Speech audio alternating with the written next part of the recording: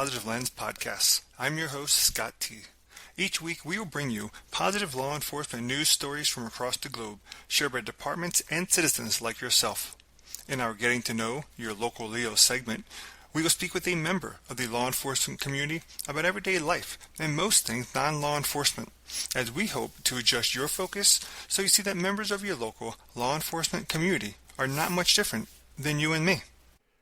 Hey listeners, welcome to episode 32, part 2 of Getting to Know Your Local Leo, with recently elected Sheriff Eric Kirsch of the Wabansie County Sheriff's Office in Kansas. He is a former Marine Corps captain who completed several active duty combat deployments in Afghanistan and Iraq. During his 8 years with Wabansie County, prior to taking office in 2025, he served as deputy, detective sergeant, and undersheriff. He is a proud father, husband, and one of the most effective social media sheriffs you will find. In part 2, we dive right into why he is passionate about assisting those with mental health challenges and the permission he wants to give them. We also learn about what he is most scared of and the items he uses the most to bag arrests. He talks to us about his new developed passion for hunting that is combined with humanity and responsibility for wildlife, along with an innovative approach he's using to assist new student drivers. And the very unique role he would play in a music video. You will be surprised by this one. Finally, he shares with us an incredible story of what happened when he encountered a disabled vehicle of Antifa and anti-police supporters on I-70. Let's continue with episode 32. What got you more involved in helping the mental health awareness in law enforcement, and then also where you think it's going and how you think it's evolving? I have so many friends that they're not alive anymore, and I owe it to them and their memory to be an agent of change for good, to be an advocate for not just mental health awareness, because that's easy to say. You can change your Facebook profile icon, but when I was passively suicidal well over 10 years ago, I wish I had someone in my life that was in my own chain of command that would tell me and give me the permission to just raise my hand and say, hey, I'm in a lot of pain, I don't know what to do, I'm drinking too much, I can barely sleep, I'm thinking about shooting myself, I need help. But what came with that at the time, if I had said that at a certain time, they would revoke your security clearance, or they would take your gun, and it's an end. It would be an early, premature ending to your purpose in life. So we lost an NCIS agent, not a super close friend of mine, but a young guy that I had gone through some pretty big courses with, who was an Iraq War vet, and he committed suicide. Typical to a lot of people that commit suicide, there was no warning signs, because it's a full-time job to make it seem like everything's okay, right? Mm-hmm. So that doesn't need to exist. If your arm is broken, if you got a fever, it's okay, but somehow there's a mountain in between you and relief, and the mountain of stigma, which doesn't need to be there. So you have to take it down in size, one attempt at a time. So one scoop of the barrel at a time. You just reduce the height of it, make it easier for someone to climb over that, because you're already in a position of you're in pain. You're operating at a lower ability, like a cell phone battery. Right now I'm at like 92%. I'm doing okay. Career-wise, I'm doing okay. I got really lucky. Got elected sheriff. Oh my God, holy crap, that's super cool. My family's healthy and happy. That's awesome. My community's happy with me. 13 years ago, it wasn't the case. I was barely alive. I was excelling in one portion of my life. Everything else was a disaster and a mess, right? Yeah. So I want to give people the permission through my own example, because that's what leadership is, right? Ductus exemplo, it's a Latin phrase for leadership by example. They beat it through our heads in Marine Corps Officer Candidate School and the Basic School at Quantico. You first. So if you want to be about anything, you have to be about it first. So I have no problem showing my own scars, because it's honest, it's authenticity, and I want to give people that permission and reduce their reduce the height of that high walled garden for them to get the service that they need without the fear of loss of job or standing or stigma, etc. There should be no barriers to someone seeking relief or recovery ever, period, ever. So if you're having a problem, let's talk about it. We'll get you. It doesn't mean you're going to lose anything other than some little bit of time away from work, because I want you to have and maintain your purpose and your mission in life. I want you to be alive. Like I don't like wars anymore, and in fact, after seeing so much of it, I'm probably more of a functional pacifist than anything. I've seen a lot of crime and a lot of I want to try to prevent as much as we can proactively. A lot of times, we are first responders, but for major cases, we're the last responders. So, we're trying to etch out some solutions on how to get around that for arming the youth with awareness and some tools that they can use to look out for online predators. Or how about this, talking to adolescents about here are some signs of predatory relationships, controlling behaviors.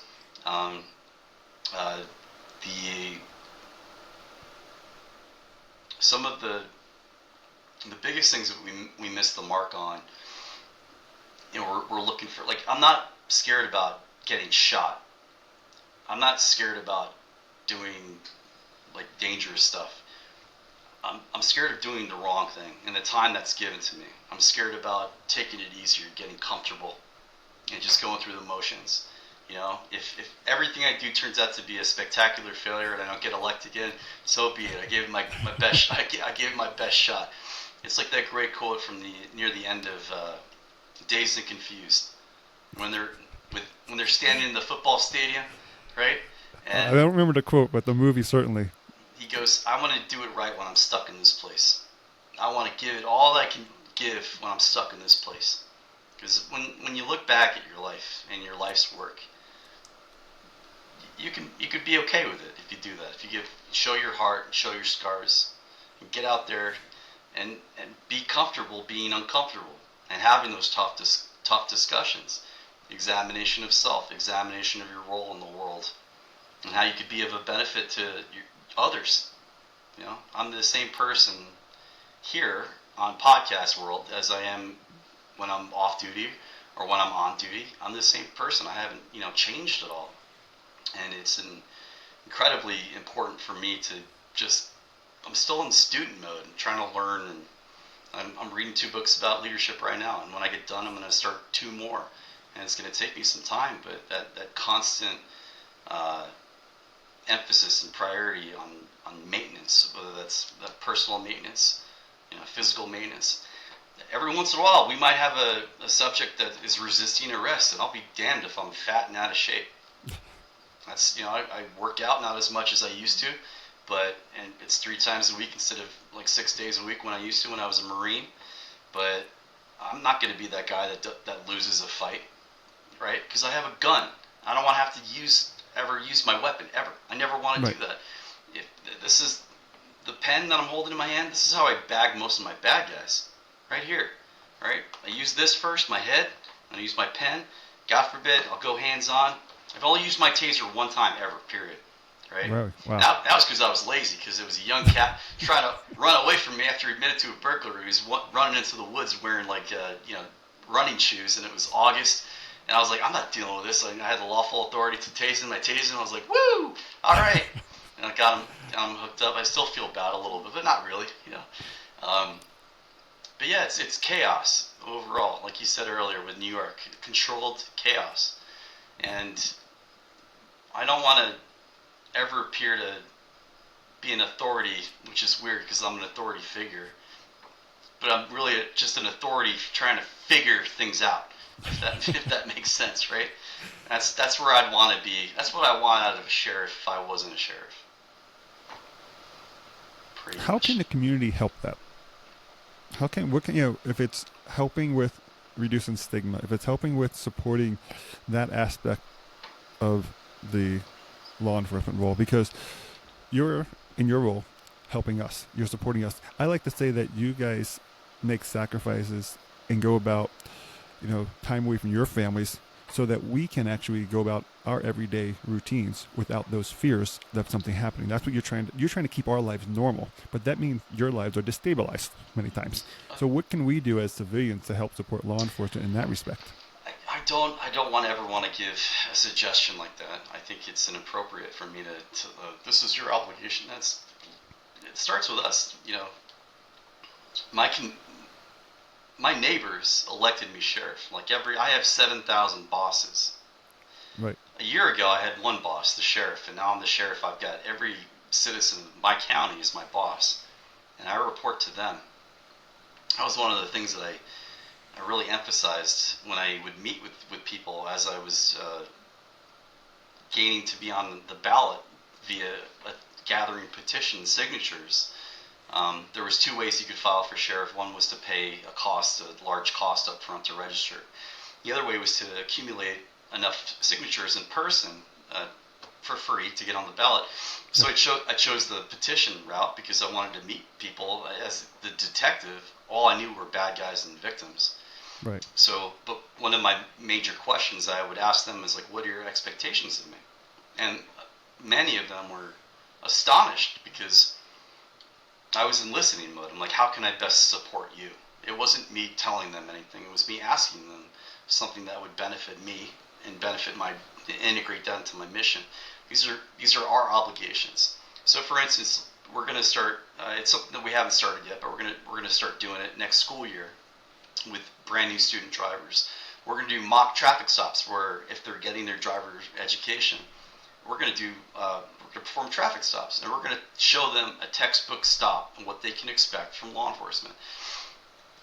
Because typically that's most interactions. It's going to be a traffic stop with a law enforcement officer, and I want to demonstrate, educate new drivers. This is what you can expect. This is a perfect, by the book, no bullshit way a typical traffic stop should go down. My name's Sheriff Kirsch. I stopped you for speed, driver's license, registration, proof of automotive liability insurance. Then you provide me your license, your insurance, and your registration. I go back, I run your information, I come back, I either give you a warning, a ticket, or a written warning, and then it concludes the stop. And if you are asked certain things, like step out of the car, I want you to know that you need to. It's a lawful order because of the constitutional or the Supreme Court case, Pennsylvania versus Mims. You need to be aware of that. Or if I ask something inappropriate, like, well, what's your Snapchat handle? You get to say, I'm not comfortable giving that to you. And then you can call 911 from there and report it in real time. All right? So you're not victimized because Kansas has our post standards. It's important to me. The Commission of Peace Officers Standards and Training, and every quarter they release a list of officers that are decertified for different things. And recently I see a trend in law enforcement of professional lines blurring, where 3 years ago, out of a 20 or 40 officer roster of decertifications, there's one or two officers that are decertified for, say, Deputy Kirsch is dispatched to a domestic violence incident and then 2 days later starts an inappropriate relationship with a victim. The very last, you can go on Kansas C Post, the website right now, and look at the last integrity bulletin. I'd say a healthy 30% are younger officers that are blurring the lines between their professional standards. They're asking those types of things, of victims and witnesses, and there's something wrong going on, and I don't know where that is exactly. I'm still searching for that where is the wound that we need to heal or remedy or triage. The lines are blurring, and I'm not happy with it, and as a leader, I get to do something about that. So it's not what you can do for us, it's what we can do for you. And it starts with us because you've given me the authority through the democratic process. You elected me sheriff. Thank you very much. And then two, I'm going to be very, very observant and treat this like the sacred obligation as it is to support and defend you and your constitutional rights and make sure that the peace is maintained and upheld and that I'm doing my damn job because it's an incredible honor. It really is. My life is very busy and hectic right now, but that's the gig, right? And you have to fully embrace it. either way, but I think it's something as simple as what we're doing with those mock traffic stops with the younger drivers to show them, here's the textbook scenario, and this is what we will be looking for, and this is what is expected of you. And these are where things go wrong, and I want you to be aware of it. Yeah, if you are asked to step out, that's a lawful order. Please don't look at YouTube and find a sovereign citizen idiot that's going to be going crazy and quoting some nonsense gibberish to defend his unlawful refusal to step out of the vehicle, which will lead to a forced entry into the vehicle and then an arrest. We got to break your glass and we got to pull you out of the vehicle. There's the use for just step out of the vehicle. Pennsylvania versus Mims. Let's talk about Pennsylvania versus Mims. X, Y, and Z. These are the tenets of the case. This is why we do things. Or if we have something called probable cause or reasonable belief, it's synonymous. Say I encounter, based on my training experience, the odor of marijuana coming out of your vehicle, and I now have probable cause or reasonable belief that there's evidence of a crime or contraband in the vehicle, and I could lawfully ask you to step out of the vehicle and I could search your vehicle under the Carroll Doctrine or the mobile conveyance exception to the Fourth Amendment. This is the rationale. You arm them with the information because I see a lot of body cam videos now where people are trying to hold court. Both the motorists and the officers are trying to hold court on the damn side of the road, and that's not the place to hold court. Court is where you hold court. The side of the road is not where you espouse the constitutional ideals or the passions by which the founders framed everything. Let the courts decide who was in the right and who was in the wrong. But an educated officer is a safe officer, and an educated public is less at risk of becoming, named in a suit with us as the bad guy. I don't want us to be the bad guy, right? Right. Absolutely. I want us to know our damn place and know our damn jobs and be educated and literate, so we're not messing things up. And it's an easy thing to do but you have to be interested. You have to have leaders that are very I can't even say like me, but I'm very passionate about my job, and I'm very passionate about not sucking at this job. So again, our concealed carry classes, I love the Second Amendment, but I know that firearms are made for one purpose. I've seen the end result a lot. They're there to kill people, right? So it's a tremendous responsibility. So and it's your constitutional right. So let's help you get proficient at it. We'll explain the reasons why the Second Amendment exists constitutionally, and then we're going to talk about firearm safety because that's universally applicable, right? It is, absolutely. Yeah, there's nothing wrong with it. I want everyone to be armed and to be proficient and safe. I had a constituent come in my office the other day, and he was all nervous. I'm like, "Why are you nervous?" He's like, I have my concealed carry weapon." I'm like, "Cool. Are you gonna shoot me?" He goes, "No." I'm like, "What kind of gun is it?" He's like, it's whatever. Yeah, it was a Glock. It was a nice Glock. And I said, "That's a great Glock. Good selection." He's like, "Oh, I didn't know." I'm like, "Why wouldn't you be able to have a gun in the office talking to the sheriff? I've got a gun. You've got a gun." It's like the great scene from Boardwalk Empire. We all got guns, right? Come on. It's like, are you gonna hurt me with your gun? No, sheriff, I'm not. Good. Please don't. I don't like getting shot at. It's like one of my least favorite things. I've been shot at a lot. It sucks. It really sucks. It's terrible. But it was strange, and it was a learning experience for me too, because he's a friend of mine, but I knew him sort of outside of the job. He helps me I've got ducks and chickens and guineas and turkeys, and every spring around this time I have foxes and coyotes because it's like spring break for wildlife right now. So everyone's got mouth to feed, right? So even so the coyotes and the predators come in and take a duck or a chicken. So my buddy, he's like a Grizzly Adams trapper guy, but so I've known him for years and years, and he helps me take care of my coyote problem. We have a high coyote density here in Kansas, where we're out in the beautiful Flint Hills. But he was so nervous, and I said, "No, it's fine. You can have a gun on your hip. I don't care." He's like, I just wasn't sure. I'm like, "Well, now you're sure. Like, don't take it out. Don't point at me, please." But, where we grew up, there weren't any guns, right? Anywhere. No. It was bad guys, or maybe your friend had an uncle who had a cousin who had a roommate in college that maybe had a shotgun, and they were probably full of crap, right? You know, that they had a pistol or something hidden. Somewhere, yeah. Guns were in movies. The first time I ever shot a firearm, I was a cadet at the Citadel. It was a M9 Beretta at Paris Island. We went for weekend training. And I was like, oh my God, it's real. It's real. It's real. You know, and I was surrounded by, you know, good old boys from the country who had been shooting since they were 2. And all of us that grew up in like California or the Northeast were like, oh my God, this is crazy. It's real. So. I think, you know, there's a couple of things you said that are pretty interesting. Well, a lot of it actually is interesting, but, you know, to go back to what led to that question, so it's not so much our responsibility, like I said, to help the law enforcement. Like I said, you know, there's nothing you put on the citizen.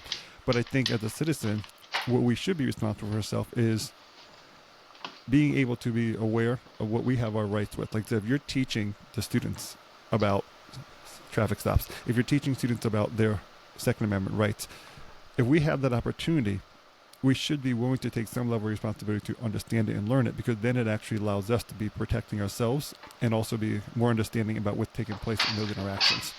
So I don't want to say, so it's not necessarily a responsibility, but it does help. This is very important. Yes. LEOs, of independence. LEOs and citizens, this is very important. These are very important things. This is probably the most important thing that we should all be aware of. And I've got a copy of this on my desk, in my vehicle, on my nightstand. And I wish I could say I read it every day, but I don't. You know, I've read it. I've read it enough to know what to and what not to do. But yeah, it's on us first. I mean, I think if anything, anywhere you are in the United States, I would enthusiastically encourage you to go on a ride along with your local police department or your local, even better, sheriffs, because I'm biased. I'm biased towards sheriffs. I think sheriffs are cool, obviously. But go on a ride along. Go see what life is like for the people that are working in your neighborhood or your city or your county. And that experience will undoubtedly stick with you. Good or bad, but I think it mostly will be good. I have so much love for people that are willing to take on the weight of responsibility to serve their nation in the military, and to first responders, you know, even, you know, medical. Emergency medicine is amazing to me. It's fascinating to me. Every time I see triage in like a trauma center, it's amazing. The orchestra and the choreography that goes into life-saving measures. And I give a lot of shit to firefighters, but it's only out of jealousy, you know, because I was dumb enough to be a cop versus becoming a firefighter. But anyone who's willing to risk their life or limb for a stranger, you know, I've got nothing but respect and love for them, because the public servants and civil and civic servants, that's what keeps this whole thing going. It really does. I mean, that's the Like I said, and you're literally, for the most part, helping to protect, serve perfect strangers, or imperfect strangers even, right? Just individuals that you don't know who they are, you don't know anything about them, and you need to set aside all biases, all preconceived notions in that moment to save their life, keep them alive, keep them moving. Or like you said, even coaching and working alongside them. I changed the tire for a disabled vehicle on I-70, and it was nothing but Antifa stickers and the police, and they had a flat tire. And I looked at the stickers, and I went, oh no. But, you know, there are people that need help. This was 3 years ago. I helped change their tire, and they were super nice and super polite. And I didn't need them to be polite or nice. I didn't know what to expect. I was a little nervous, but, you know, there were people that needed help, and I helped change their tire, and it wasn't like they couldn't do it on their own, but I made sure that my vehicle lights, or rear deck was on. I had traffic control going. They were protected. I was helping them with the lug nuts, and they were not fans of law enforcement, but I didn't give a shit. I was there to help them change a tire, right? And they were, none of them were, like, it would have been great. I wish they had been rude, but, you know, just to make myself look extra good or something, but that wasn't the case at all. They were just regular people, you know. I don't know where they were going. It wasn't my business, but they needed help, and I helped them out. But it was interesting, you know, to see, like, the stickers on the back of their vehicle were different than the actions and words that were said to me. It was just more of like, Thank you. And I was like, you're welcome. Have a good day. See you later. Yeah. And you can only hope that that glimpse of experience with them gets them to think a little differently in their mind. Like, you know what? They're not all painted with that same brush. Right. So overseas, we were always legitimately, and I think naturally, extra nice to the kids, the street kids. Yeah. We were their version of television in a lot of these more remote areas. So like when the American patrol would come by, I knew those kids would never forget us. So we went out of our way to be nice to them. We'd give them Beanie Babies and candy and MREs, and not the good parts of the MREs, like the pound cakes or the candies, because that was for us. But you know, for the way we would behave, you know, Habibti, yalla, assalamu alaikum, and they would reciprocate. Some, not all the time, they would, you know, be all super happy to see us. But I realized the power of forging a good memory. That's why we're here in Wabansi County. We don't give a lot of tickets because it's more important to me to make a good memory with the motors. Hey, I'm going to give you a verbal warning today for speed. Slow it down. Thank you. You know, you get that thank you, you get that relief, and you make a memory, which is vastly more powerful and beneficial to my profession. Not me, but my profession. Profession. Because I'm not here to take from you. I'm not here to penalize. You know, I think punishment is always subordinate to education. I want to demonstrate the power of restraint. You know, I don't understand the concept of here's your ticket. You'll learn from this. I've gotten tickets before. You know what my reaction to that was? F that cop. I was never grateful or humble about it. You know, I was like, God damn it, mother. You right? No, I was angry not at just that cop, but every cop that existed. Because I'm like, both times I got pulled over with tickets, the last 2 times at least, I was coming back from war zones. I was like, hey, where's the thanks for my service, asshole? You know? Not really. I didn't say that because I'm a wuss when it comes down to the marrow. But we promote that philosophy as like, I'm going to demonstrate that, yeah, I'm not here to take from you. We do a ton of traffic stops. Timothy McVeigh was caught by an Oklahoma State trooper who pulled him over for a tag violation. So the meat and potatoes of good police work is always should be celebrated and honored and maintained and reevaluated, but it remains. But no one works here, no one that is here that works here takes any sort of joy on giving anyone a ticket. You know, now I want to go as sure, I'm sorry, but what you said, it's so true. I know of an officer who said he would never give the driver of the car a speeding ticket if there was children in the car because he didn't want the impression that children heard with a parent negatively talking about the police officer once he walked away. That's beautiful. That's brilliant. Yeah. So I'm stealing that. Can I steal that? Absolutely. Thank you. He always knew that because your reaction. What do you do when you get the ticket? And if there's children in the car, they're hearing negative communication about a police officer. I never thought about that. Never wanted that.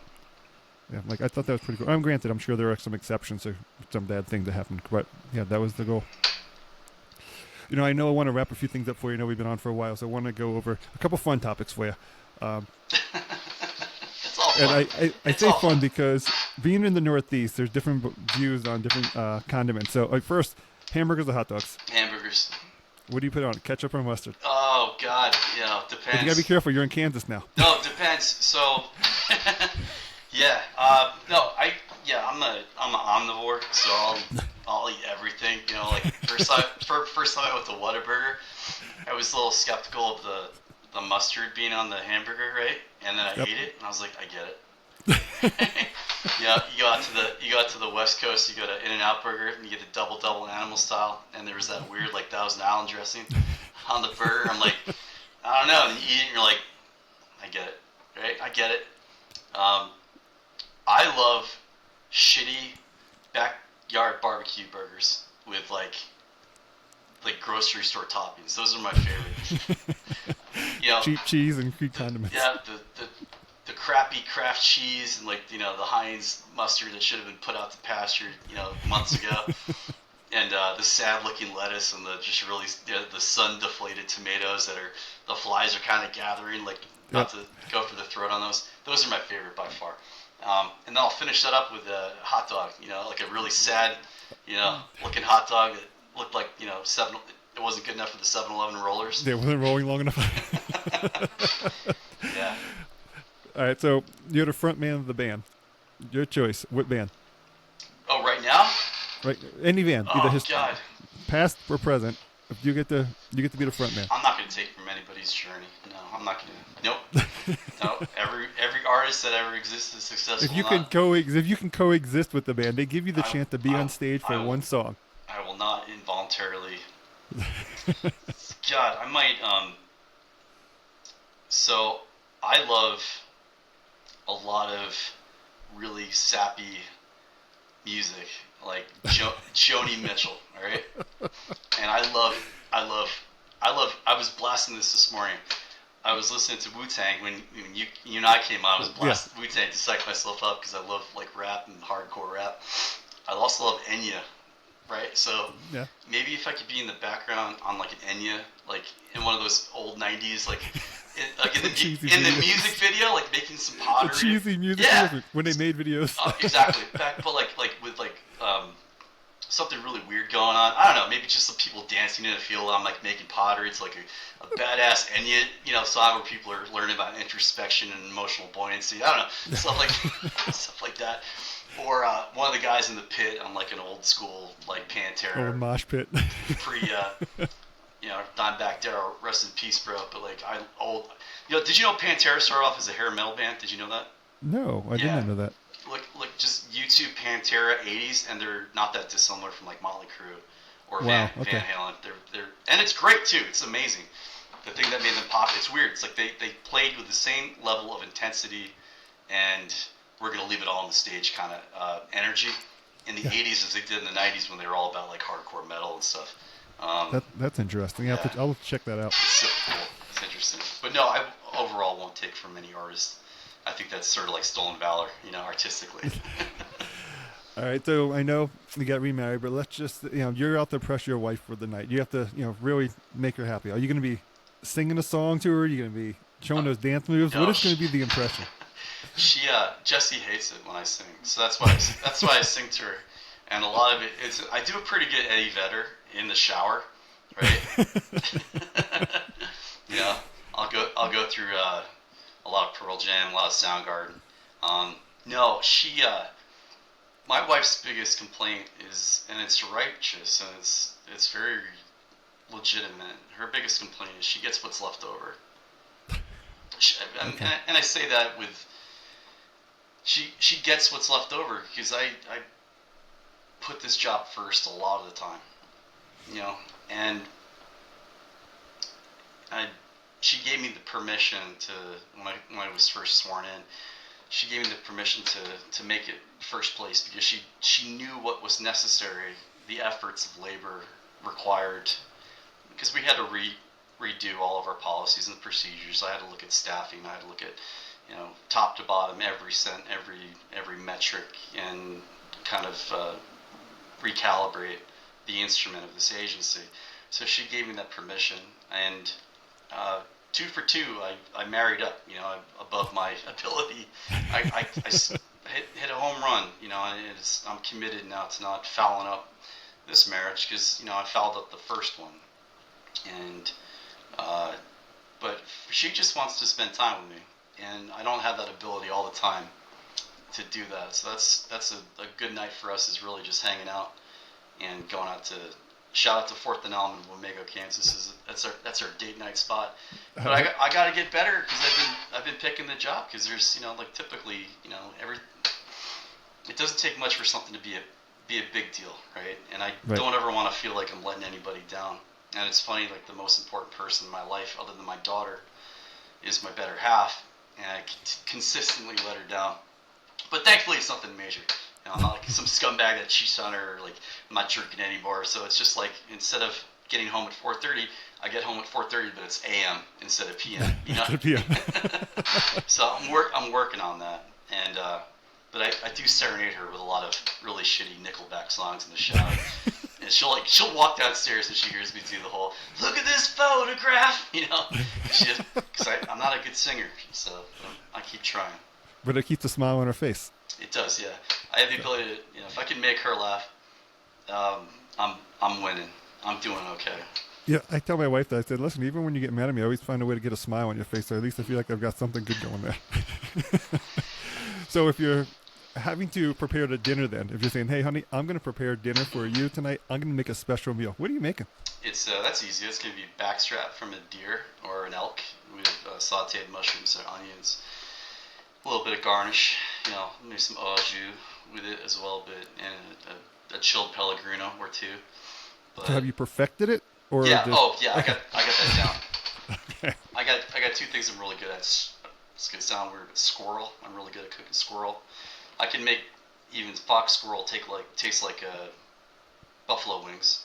I was going to say, I've never had squirrel, honestly. It's So how does squirrel, in general, what is the consistency of a squirrel? What is the actual base taste versus, dicing it up to make it sound like chicken it's wings? like tree chicken. You get this sense of there's an undertone of hints of It's, French. it's what you get from the New York vendor on the street meat. Kind of, yeah, exactly. If you've ever had a dirty water dog in Central Park, Yeah. you've probably eaten squirrel anyway, right? Yeah, that or rat, one or the other. Or a rat, yeah, that's right, or a pigeon or something. By the way, dove, which is very similar to pigeon, is incredibly delicious. I learned how to hunt since coming to Kansas. I didn't, where we grew up, there's no hunting. There's no hunting, at least not So, in that area. so I started hunting out here in Kansas, and now I'm addicted to it. And I treat the wildlife regulations like a menu every year. Like it's turkey season right now. I'll probably be doing that later today or tomorrow morning for damn sure. But yeah, perfect dinner is probably going to be elk or deer. I've got 5 freezers now full of not full anymore because we eat a lot of it. But I shot my first big a bull elk on public Okay. land in Colorado in 2022, and that was super cool on public land. And I love deer hunting, and it's a very emotional thing. It's like every time you kill an animal, there's a sanctity to it. So I want to be like it's just another extension of my idea of I want to be responsible for, and I want to be a provider too. So for my family, yeah, look at what I've brought down from the mountain. I have climbed up a mountain and felled this giant woodland beast, and I take everything with me. We process the animal at home. I've taken it obviously to a processor a few Right. times, but there's this incredible level of satisfaction learning how to hunt well, effectively, and then humanely, obviously, and then to like process the whole animal. So yeah, for something I didn't grow up with. It's really nice to be able to kind of hold my own now. As I'm not a guide at all, but I can take a new hunter out and put them on an animal and teach them how to do what we need to do the right way, ethically, and have reverence for the animal. I watch hunting shows sometimes, and you see the hosts of the show, and they're like, they'll shoot anything, they'll get all, and people celebrate and whatever. They have different reactions. Everyone's different. But some of the hunters are like, yeah, that turkey just took a dirt nap, woo! And I'm never like celebratory like that. I think it's incumbent upon us to have a level of this is a life, and this needs to have a sense of reverence to it. You should honor this animal that just gave its life so that you can eat. And yeah, so sorry for the long answer on that one. No, it's fine because I think, people always have questions about hunting, and are some misconceptions to it, and there are some people who hunt for game but not for the aspect of the food. Sure. And I'm fully supportive of hunting. I myself do not hunt, but I'm fully supportive of the hunting aspect of it. And I think the key part is what you said. You are using the animal. You're not just hanging a trophy on the wall. You're actually using the meat of the animal. I think that's the differentiating factor. If you're hunting just to leave something dead, well, then what are you doing? There's no, I don't understand that aspect of it. Or if you're hunting just because you want a trophy, that part I don't connect with as well. But if you say I'm hunting and I'm using the animal for food, either I'm eating it or someone else is eating it, I can draw a better connection to it. That's just me personally. You're absolutely right, Scott. I mean, like every turkey I've killed, that turkey has survived bacterial infection. It survived possums, raccoons, in the egg in utero, in its embryonic state. Yeah. It survived its ascension into adulthood, and then it survived every owl, every fox, every coyote, every vehicle on the road. Like turkeys have no friends, squirrels have no friends. Everything is out to get them. And I've killed turkey before and wept, for a couple minutes because I realized the life of that animal. Until it met me, it was a survivor. Right? Everything is trying to eat it and kill it. And then, as fate should have it, I got the drop, or I successfully called it in, a turkey in, and realized like you feel very small, and you should. And I think when you emote certain things, there is a sense of you're happy that you're successful, but you're also like sad at the same time. And there's a simultaneous sort of reverence and mourning and awe of the majesty of it all, nature. Yeah. Because here in Kansas, we're not killing. You kill one turkey a year. We used to have a fall season. Now it's just a spring season because our turkey density is lower than it's ever been. So righteously, they made sure that you can only take one turkey a year, but it's not just a turkey, and that's why so when you call our statewide poaching line, you talk to a Wabunsee County dispatcher. We man the Operation Game Thief tip line because I give a shit about poaching wildlife violations so much. We decided to take on that additional duty for our wonderful dispatchers, take the statewide poaching tip line on behalf of Kansas Wildlife and Parks. So for our game wardens, we're propagating any tips for hunting violations. And, yeah. Poaching is still ridiculous to me. Not just even domestically, internationally. The things that people do, poaching animals for the horn or anything else, or just whatever it might be. It's just it's despicable. It is, yeah. It's ghastly. It's another form of bullying. Yeah. Right? Just there's a lot of monsters out there, and forget about the things that you read about in the grim fairy tales. Sometimes they're right down the street, or they're right behind you or next to you on the highway. Yeah, so. You don't even know it. And a couple of last few questions in for you. We talked about a lot of relationships with the community, but what do you think is the best way for the law enforcement officers, sheriff's office, police officers, whomever they might be, right, to build stronger bridges with these communities they serve every day? Yeah, get out of your cars. Get out of your cars. Show people that you got legs. Have lunch or dinner in the businesses that you patrol, your areas of responsibility. I mean, I think there's a million answers and there's a million questions to that question, right? But get out of your cars. Yeah, show people that you got legs. That's my initial instinct. You can't have rules without relationships. You can't have expectations without relationships. And my primary objective is to have good, healthy, neutral, solid working relationships with everybody. That's citizens of the community, and that's also with offenders too. I want to get a confession, right? I want to have a good temporary relationship with that person, or successfully elicit admission of guilt. To seek the truth out of that allegation. Now, I'm specifically talking about like child crimes, right? But that's where my background is in persons crimes, felony crimes, homicides, serial rapists, family sexual violence, child pornography, those darker type of crimes where you have to effectively establish a relationship in order to engender a truthful response, successfully attain a lawful confession, or admission, or a partial admission, or a provable lie. So, but for LEOs, if you're focused on trying to identify the shortcomings, you're doing fine. If you're looking at yourself and self-critiquing individually, you're doing fine. For leaders, if you're looking at the organization, looking for the problems, not the problem people, but the problems in the way you're doing business, you're doing fine. Don't kick back and think that everything's okay. It's not. There's overemphasis on stats or numbers, or people aren't numbers. The metrics don't tell the whole story. You know who to call if you need help, and know when you're out of your depth too. I've done 6 total DUI investigations ever. I'm not a DUI guy. If I ever have a DUI stop, I'm calling someone for advice typically. Roadside I can do the SFSTs and everything like that, but if I have a question, if I have time during that investigation to call someone, it's going to be one of my junior deputies. Shout out to Chase Dahlbomber, because he's done more DUIs hardly than anyone I know. And he's 25, 26. I mean, he lives and breathes it. And he's ethical and lawful, and he's very enthusiastic about it, because both of us are tired of carrying fatality accidents off the side of the road because of impaired driving. So we're passionate about it.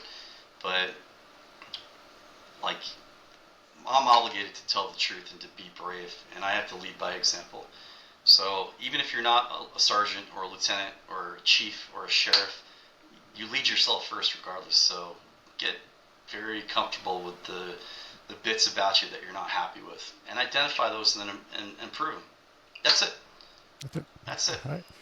So if you had to do it all over again, would you still be? Would have joined the Air Force. Yes. Would you be the sheriff, or what would you all over again? Would you go into law enforcement as you are today? Probably. Yeah. Now, would you have changed in a different path? Would you have still done the Marine Corps as well, or would you maybe just went straight to law enforcement? Probably. Yeah. You know, the scariest movie I ever saw was Office Space. I'm serious. I watched that when it came out, when everyone else was watching it on DVD, and I was scared to death, because that's the reality for millions of people. You know, like, you drive to a job that you barely like or even hate, and you sit down and if you have to, like, ask permission to go to the bathroom, you know, or like to go out to lunch, or, you know, I'm serious though. Like, when I watched that, I was like, oh my God, that's a real thing, like an office job, like that, to me at least. And no offense to anyone that works in an office building, that scared the shit. I know I do most of the time. Don't worry. Like I said, this is not a hit on anybody. I don't want to be mean. It's my own 2 cents. I'm not speaking on behalf of anybody but myself right now. But oh God, yeah, the lengths. I mean, they committed a felony crime, and then arson was the end of that story, right? Right. So, felony embezzlement and then arson to end the chapter in their lives, the characters in that movie. But Mike Judd, who wrote and directed that movie, he also made Beavis and Butthead and Idiocracy and King of the Hill. I don't know if you knew that. Yeah. But yeah, I would probably do what I'm doing now. And if I was born in Portugal, I'd probably be a Portuguese Marine if they have them, and then a cop, you know. Or if I was born in medieval times, I'd probably go off to the Crusades, because I would think that was the right thing to do, and then come back and maybe be a good sheriff of Nottingham instead of the indifferent asshole that they had in Robin Hood, right? But it's important for us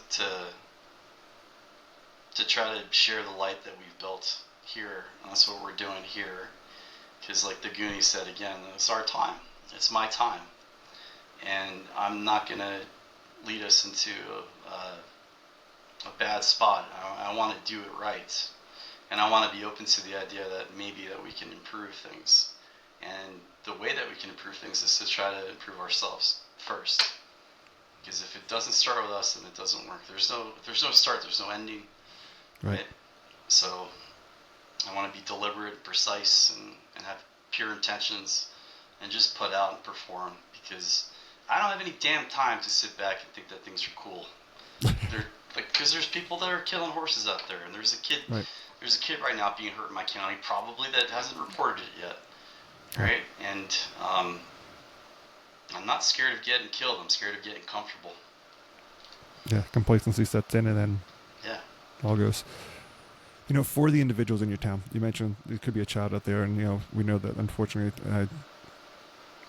I put that as the most heinous crimes there are, honestly, that and rape.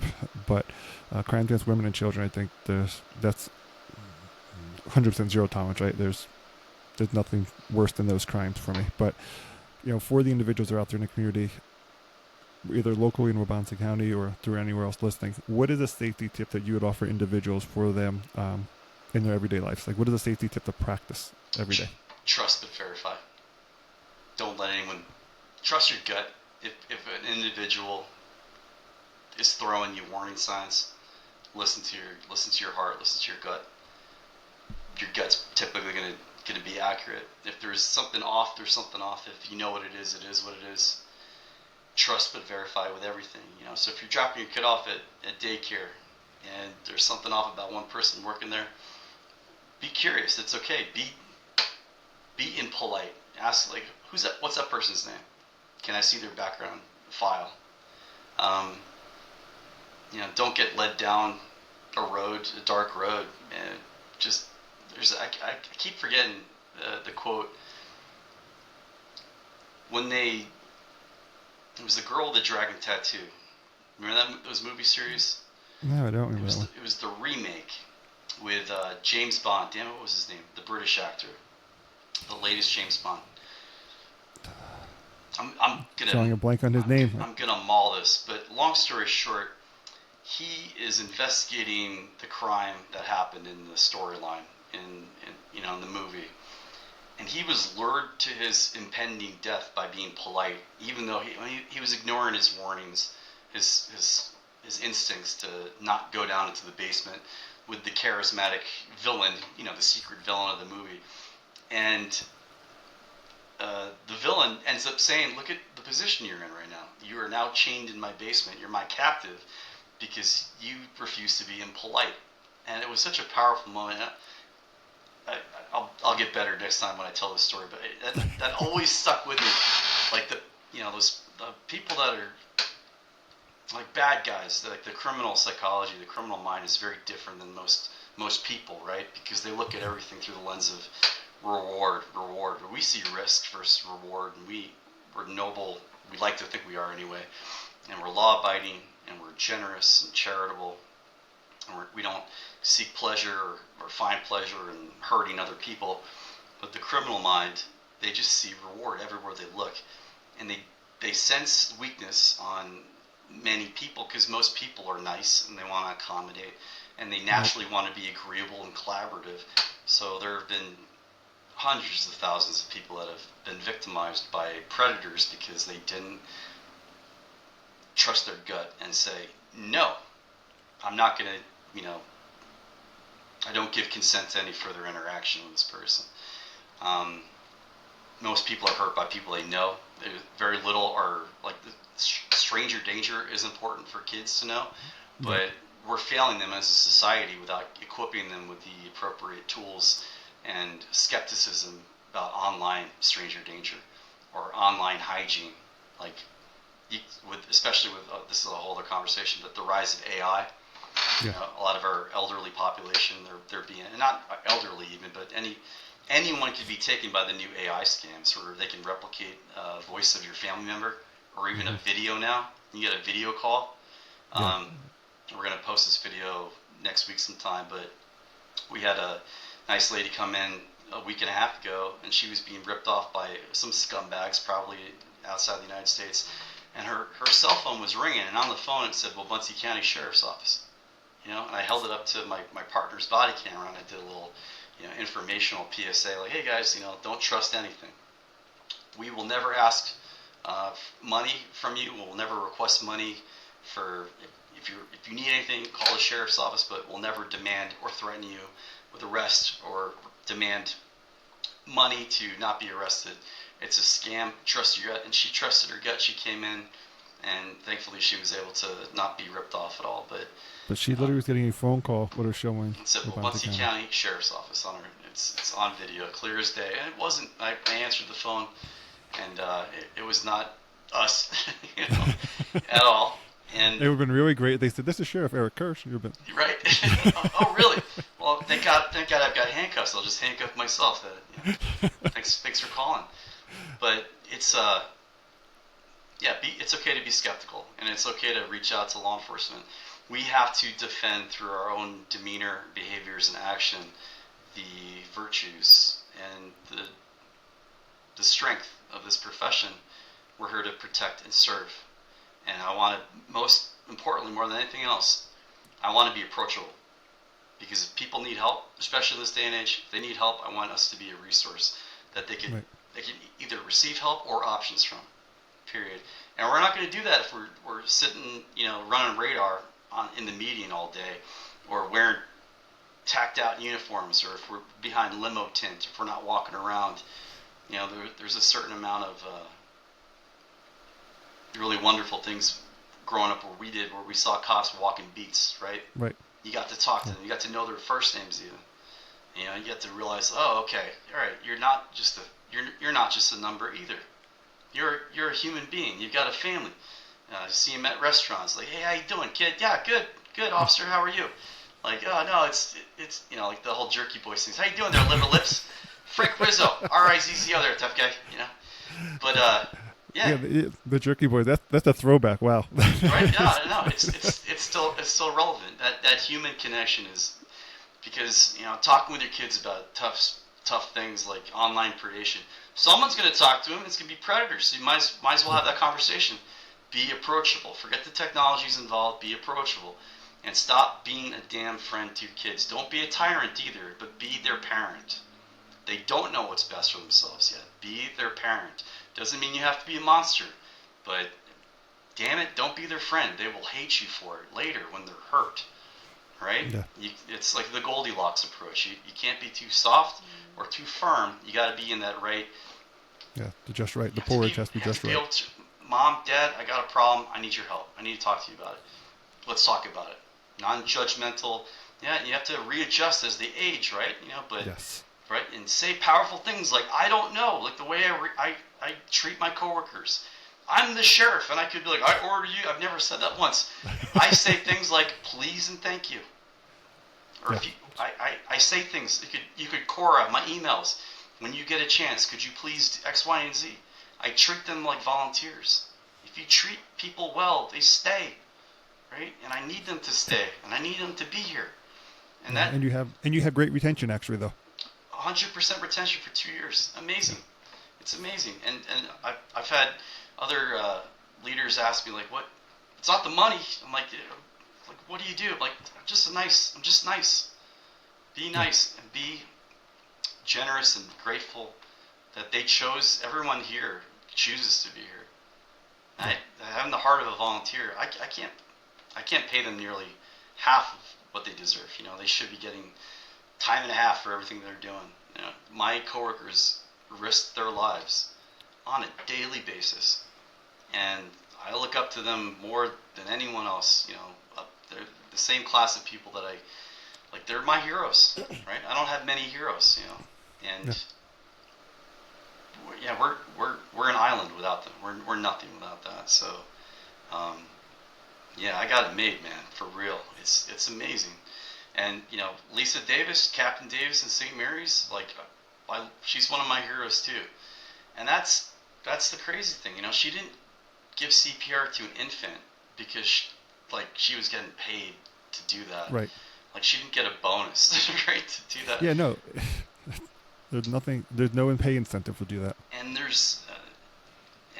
I love hearing what you're doing with your podcast, like the good stuff. And again, I'm a bit of I'm stealing this quote from Maynard James Keenan, the lead singer of Tool. I'm very similar to him in the sense that I'm a pessimist with a sense of responsibility. I can see things kind of hopefully for what they are, but I have a sense of responsibility where I don't have any apathetic undertones where I'm okay with outsourcing a problem to someone else. Every time I see a vehicle that's on the side of the road, even if I'm not in my own county, I stop and see if they need help. Every time I see an officer conducting a traffic stop and it's not my county or state trooper, I won't always stop because you don't want to be overbearing, but I always kind of slow down and make sure that officer's not in a fight, because I've been attacked roadside and on the side of I-70 for 7 minutes. One time I had to fight a guy before my backup got there, and I've seen the body camera obviously afterwards, and one of these days I'll release it. It's brutal, man. And he was I won't get into the whole thing, but almost instantaneously we're on the ground rolling around. A violent individual addicted to methamphetamine. He had cut his penis off with an X-Acto knife months before. Crazy guy, bodybuilder, and for 7.5 minutes it was just him and I on the shoulder of I-70. And with cars driving by. Oh yeah, and the time, well, it was dark out again. So, but my first the first thing I thought of was not the screaming and yelling that he and I were both doing. I thankfully had one cuff on him, and I just couldn't get that second cuff on him. Thank God I work out, and thank God I train. And but I was going through the different options of, oh my God, is this guy gonna kill me? Am I gonna have to kill this guy? I really don't want to. I might have to kill this guy. And I started getting muscle fatigue, and I was kind of resting on him a few times. Like I was, above him the whole time. But the thing that stuck with me were all the cars going past. Hundreds of cars. No one stopped. And the sweetest sound in the world ever was hearing that two sirens coming across the median. And then when my backup got there, it was a state trooper and one of my sergeants at the time. Shout out to Trooper Luca Henderson and Sergeant Sam Hamilton. It still took us about 3.5 minutes to get that other cuff on that guy. I ripped and strained all the muscles in my upper body, and we took him to the hospital. I brought him back to jail after he got checked out medically. This was maybe 4 or 5 years ago, and I got home. I went 10/7, and then I went to the ER, and my whole body hurt for weeks and weeks. It was a fight, and it was, it's like, I don't know where I was going with that stupid story, but sorry. You're talking about, No, you're talking about how, when you are being aware, when you're also passing by, you see officers, you're helping people on the side of the road, whether in uniform, out of uniform. Yeah, because it happened to me, and I think that's a good thing, that show your scars. I've been hurt and injured, right? Physically, mentally, emotionally, spiritually. You reach these dead ends, and you either turn around or you make your own road sometimes. And sometimes it's good to turn around, and other times it's okay to make your own trail to go places. But it's good to look and listen and kind of get a feel for things, and not to be an overbearing blowhard, and try to. But that's the same thing. It's the law that's so simply not respected is if an officer has someone pulled over on the side of the road, the car should be moving over. Well, thankfully in Kansas they just passed that law. For any vehicle with its hazards on, you have to move over now. And I think they had the law, dude. If you can't move over, you have to slow down to a certain speed, right? If those cars are not able to. I haven't read it yet, and I don't think it's going to be implemented until the 1st of July. Typically, that's when the new laws for each year are put into. Well, that's a good thing. I mean, our undersheriff, Chris Erbel, he was a former trooper, Kansas State trooper, and he was rear-ended when he was a baby trooper. And the photos of his patrol vehicle are, it's like a crushed Coke can. Like Godzilla took a Coke can and just crumpled it up, and it's amazing that he survived it. But it's a dangerous thing, people texting and driving and just being on autopilot, I guess. Be engaged. Yeah. Well, I tell you, Sheriff Kirsch, this has been a phenomenal conversation with you today. I really, we went through a lot of different directions. I appreciate. I apologize. No, we are completely good. I appreciate all the time you devoted to going through a lot today. You've shared stuff that you're doing within your department. You've shared things that that are real to you, your own experiences. And I have to think that individuals listening to this podcast will see that nothing you've shared today is really about you being the sheriff. This is how I do things. Do it my way. It's been about you. It's been about life. What you've gone through. How you're helping people. Showing all the aspects of what you go through and how you approach things. And, there's a lot of it here. I think that it doesn't matter if you work in the gas station, if you work in a convenience store, if you work in a hospital, you work in another department. I mean, all the things that you've shared today have relatability to them. But yet they certainly, within certain professions, law enforcement, they come with a certain height of responsibility to the individual, right? And other first responders as well. We joked about firemen, but they come, they have a level of responsibility also. But I appreciate you taking the time to be on today. Instead, being the first sheriff to be on, getting to know your local Leo honor. Portion. So that's phenomenal. I said so. The police have been stepping up. We just have to get more sheriff's officers to step up, right? So I appreciate you coming on today and spending this time with us. It's really been a great honor, and I think from the early beginnings, I think you've shown who you were from going to the Marines, and you're carrying that forward now.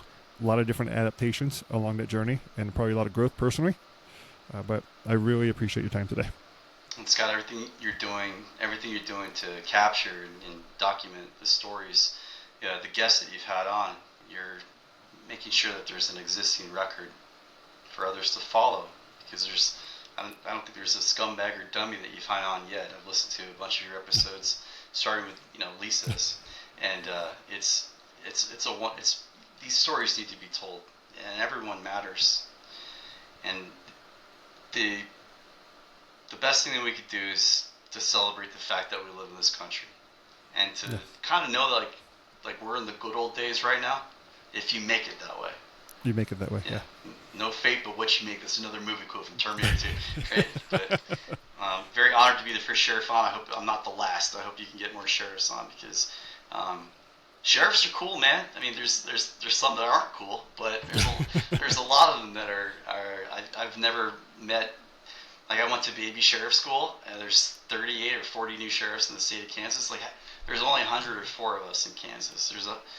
And almost half the state is new sheriffs, and everybody there had an interesting story, and was just, whether they knew it or not, they were destined to be there at this part of their life. And I loved having dinner every night with these guys and gals and listening to them talk about themselves and their lives and their passions and fears too. I mean, that's all part of it.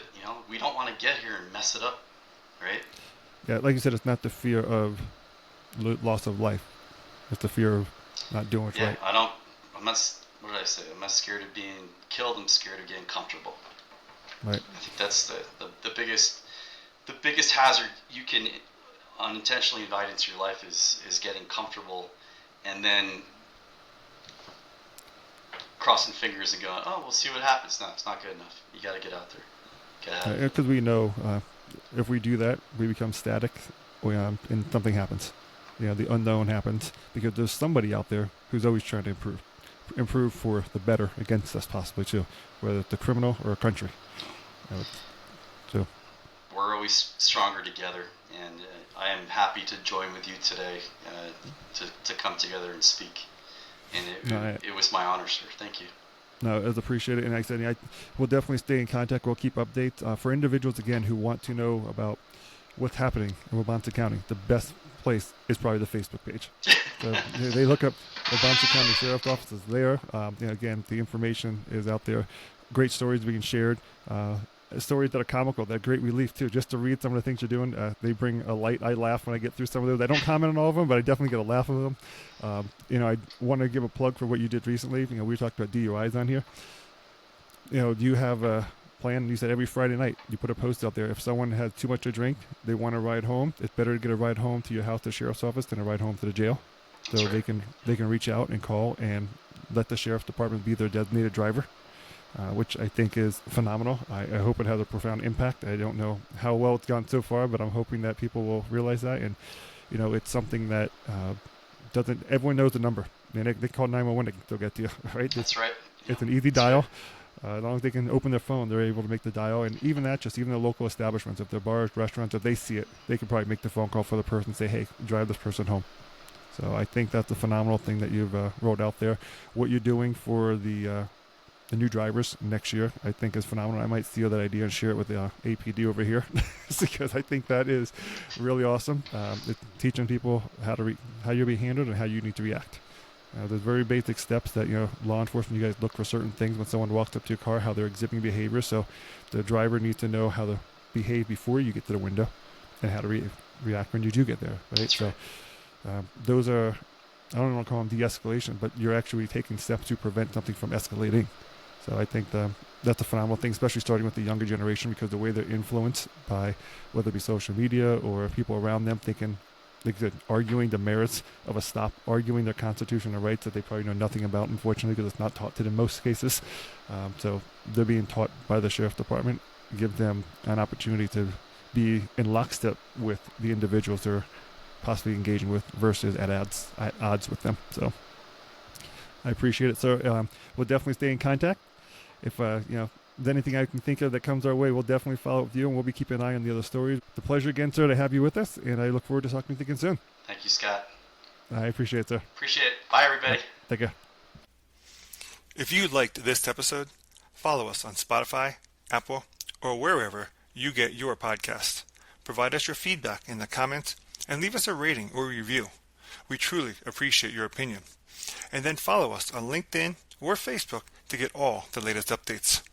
Remember, you can always find places that will share negative law enforcement news stories, but here at Your Positive Lens, you will only find your positive law enforcement news stories. Once again, I'm your host, Scott T. Thanks for listening, and we'll capture you on the next Your Positive Lens.